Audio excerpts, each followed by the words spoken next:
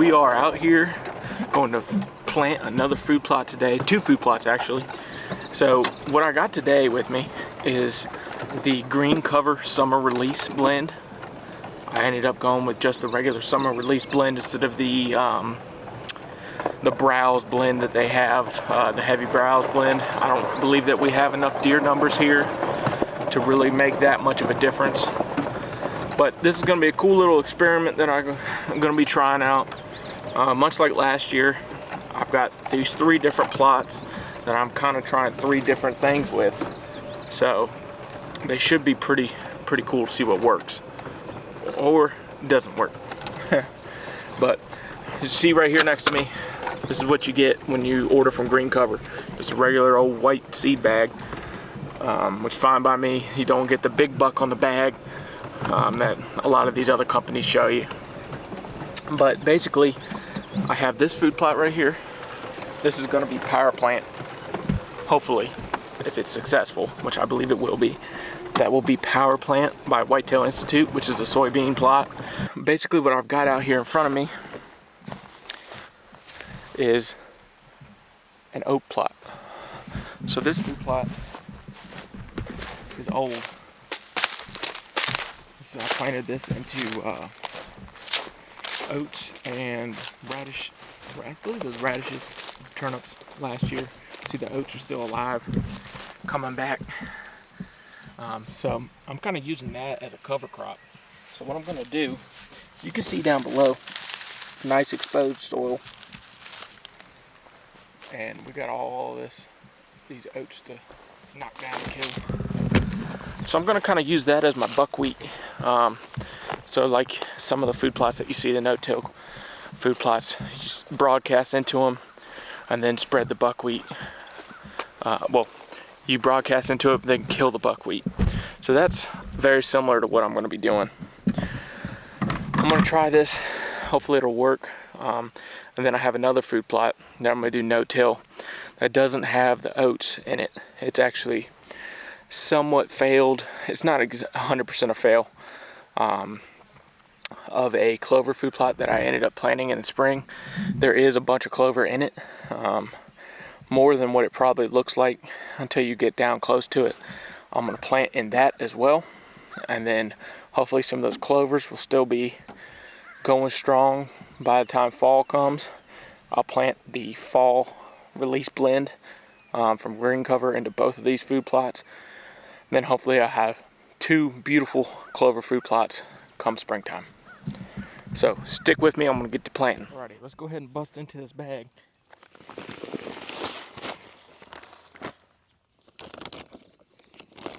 It'll be good enough, and there you can see the goods down in there.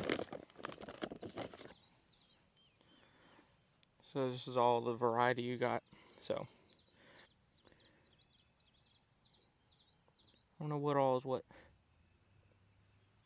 Sunflower. Oh, there's your sunflower. There's your buckwheat. There's your soybean.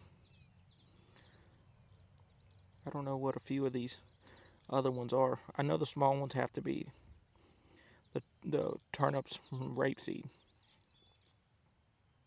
But looks pretty good.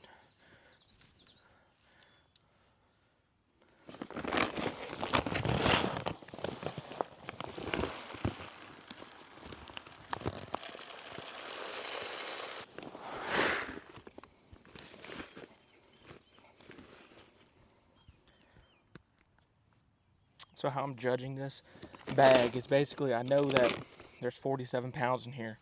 So I'm just going to round up to 50.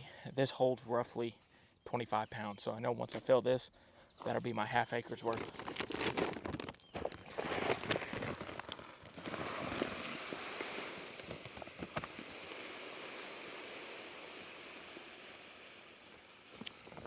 Alright, that should be it. Whew. Let's pick this heavy son of a gun up.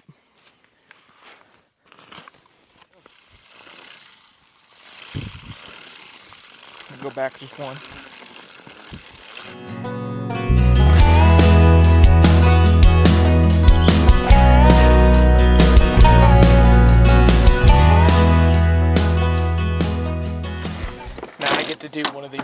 entertaining parts.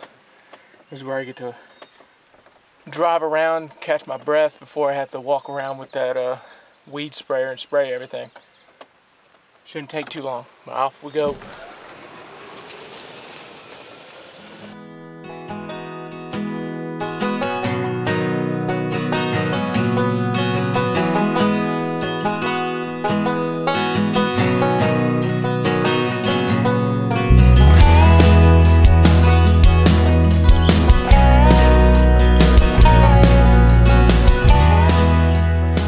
Alright, now I got the backpack sprayer on.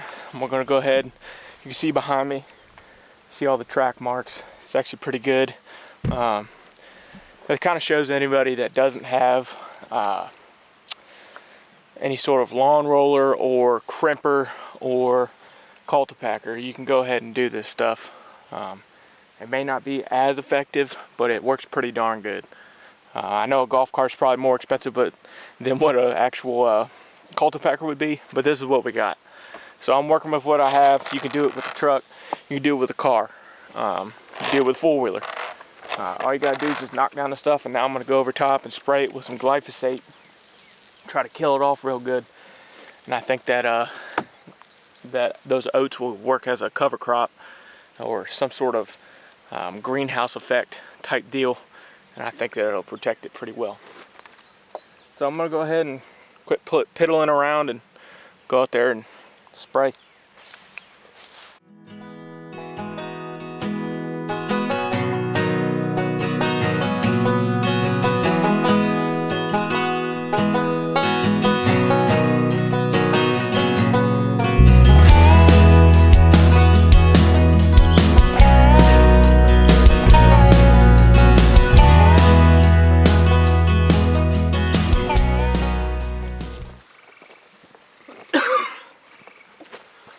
Just like that, we are done. On to the next one. All right, on to the next one.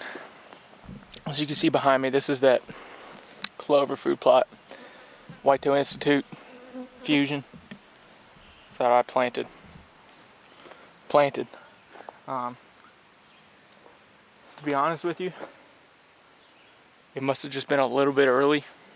We had that weird warm weather come out during February. It kind of got me all antsy, ready to go. And I think we ended up having a stretch where there was 2 or 3 days of frost. Between that and all the birds and the turkeys coming out here, it's pretty weak. There is clover and chicory in it, I can see it. But like I said, it's pretty pitiful.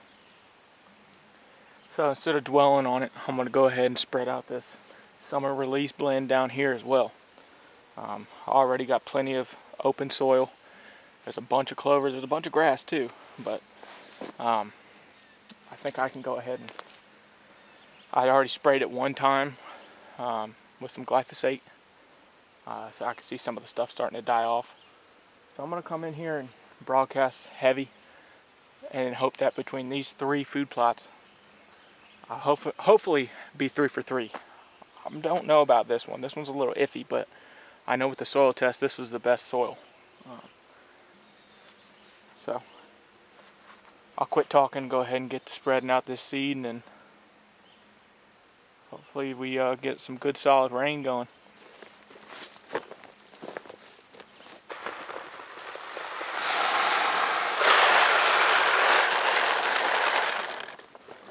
Boom.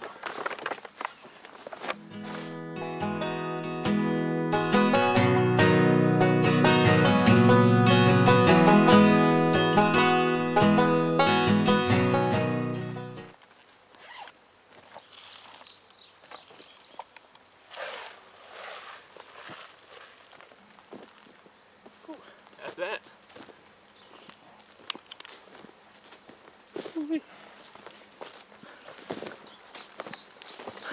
Hopefully this hard work pays off. Alright guys, well that's that. All in a few days work. That's 2 days. Basically I should say 3, because my dad ended up tilling one of those other days. But that's 3 days of hard work coming out here and messing with these food plots, and hopefully we'll get some positive results out of it. we've got probably 2.5 acres worth of a blend that's going to have everything from sunflowers and soybeans all the way down to this one having those turnips and that rapeseed in there. So there should be plenty of variety. I've got the main big food plot up top that's going to be the power plant. I'm really excited to see how that one turns out. I have a lot of faith in that food plot with how that everything looks right now. As long as we get some rain, I think we'll have some success on that one. Then the other food plot is a no-till with the oats, kind of used as a cover crop over the winter and everything.